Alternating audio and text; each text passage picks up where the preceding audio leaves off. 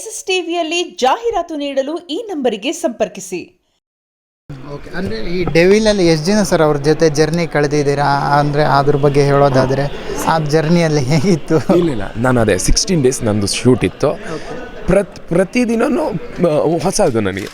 ಪ್ರತಿದಿನಕ್ಕೂ ಒಂದೊಂದು ಸ್ಟೋರಿ, ಪ್ರತಿದಿನ ಅವ್ರನ್ನ ನೋಡೋದು ಹಬ್ಬ.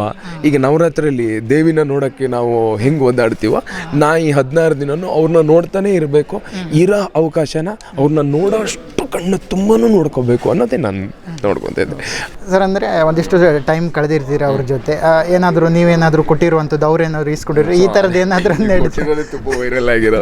ಸೊ ಅದೇ ಸರ್, ಅದು ನನಗೆ ನಮ್ಮ ಮನೆಯಲ್ಲಿ ಸೊ ದೇವ್ರ ಪೂಜೆ ಇತ್ತು. ನಾನು ಅದೇ ದೈವದ ಮನೆ ಹಾರಕ್ಕೆ ಅದು ಹೋದಾಗ ನಾನು ಅವ್ರ ಮ್ಯಾನೇಜರ್ ನನಗೆ ಅಂದರೆ ಲೋಕಿ ಅಣ್ಣ ಮಗ ಅರ್ಜುನ್ ಸರ್ ಅಂತ, ಕರೆಕ್ಟ್ ಅರ್ಜುನ್ ಸರ್ ಅಂತ ನನಗೆ ಪರಿಚಯ ಆಗಿದ್ದರು. ಅವ್ರಿಗೆ ಕೇಳಿದೆ, ಅಣ್ಣ ನಮ್ಮ ಮನೆಯಲ್ಲಿ ನಾಟಿ ಕೋಳಿ ಇದೆಲ್ಲ ನಮ್ಮಮ್ಮ ತುಂಬ ಚೆನ್ನಾಗಿ ಮಾಡ್ತಾರೆ, ತರಲ್ಲ ಬಾಸ್ ತಿಂತಾರೆ, ಖಂಡಿತ ತನ್ನಿ ತಿಂತಾರೆ ನೀವು ಕೊಟ್ಟರೆ ಅಂದರು.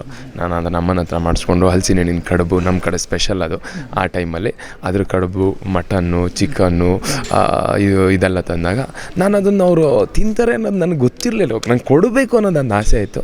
ಬಟ್ ಅದನ್ನು ತಿಂದು ಮಾರನೇ ದಿನ ಸೆಟ್ಟಲ್ಲಿ ಬಂದಾಗ ಎಲ್ಲರೂ ಮುಂದೆ ಲಾರಿ ಮೇಲೆ ನಿಂತ್ಕೊಂಡು ತುಂಬ ಚೆನ್ನಾಗಿ ಮಾಡಿದ್ರು, ಕೂಗಿ ಹೇಳಿದ್ರು. ನನ್ನ ಅಮ್ಮಂಗೆ ಹೇಳಿದೆ ಹಿಂಗಾದ, ನಮ್ಮಮ್ಮನೂ ತುಂಬ ಖುಷಿಯಾದರು, ಒಳ್ಳೆಯದಾಗಲಿ ಅವರಿಗೆ, ತುಂಬ ಚೆನ್ನಾಗಿರಬೇಕು ಅವರು ಅಂತ. ಸೊ ಅಂದರೆ ಈ ಒಬ್ಬ ಬಡವ ತಗೊಂಡು ಹೋಗಿ ಕೊಟ್ಟಿರೋದನ್ನ ಅಷ್ಟೇ ಪ್ರೀತಿನ, ಅಂದರೆ ನನಗೂ ಅವರಿಗೂ ಆವತ್ತು ನನಗನ್ನಿಸ್ತು ನಾನು ಕುಚೇಲ ಅವ್ರ ಕೃಷ್ಣ ಅಂತ. ಆ ಕೃಷ್ಣನ ಥರನೇ ಆ ಕುಚೇಲ ಕೊಟ್ಟಿರೋ ಅವಲಕ್ಕಿನ ಕಣ್ಣಿಗೆ ಹೊತ್ಕೊಂಡು ಕೃಷ್ಣ ಹೆಂಗೆ ತಿನ್ನೋ, ಈ ನಾನು ನಮ್ಮ ಬಡವ್ರ ಮನೇಲಿ ಮಾಡ್ಕೊಂಡು ಹೋಗಿರೋ ಈ ಅಡುಗೆನೂ ಕಣ್ಣಿಗೆ ಹೊತ್ಕೊಂಡೇ ತಿಂದರು ಅವರು. ಅದ್ರ ಬಗ್ಗೆ ಅದಕ್ಕೆ ಇಷ್ಟು ಎಮೋಷ್ನಲ್ ಆಗ್ತೀವಿ. ಅಷ್ಟು ದೊಡ್ಡ ಸೂಪರ್ ಸ್ಟಾರು ನಾನು ಕೊಟ್ಟಿರೋ ಊಟನ ತುಂಬ ತಿಂದು ಅಷ್ಟು ಜನರು ಮುಂದೆ ಹೇಳಿದ್ರಲ್ಲ, ಅದಕ್ಕೆ ತುಂಬ ದೊಡ್ಡ ಮನಸ್ಸಿರಬೇಕು. ಸೊ ಅದಕ್ಕೆ ಇನ್ನೂ ಜಾಸ್ತಿ ಕನೆಕ್ಟ್ ಆಗೋಗ್ಬಿಟ್ರು ನನಗೆ ಅವರು.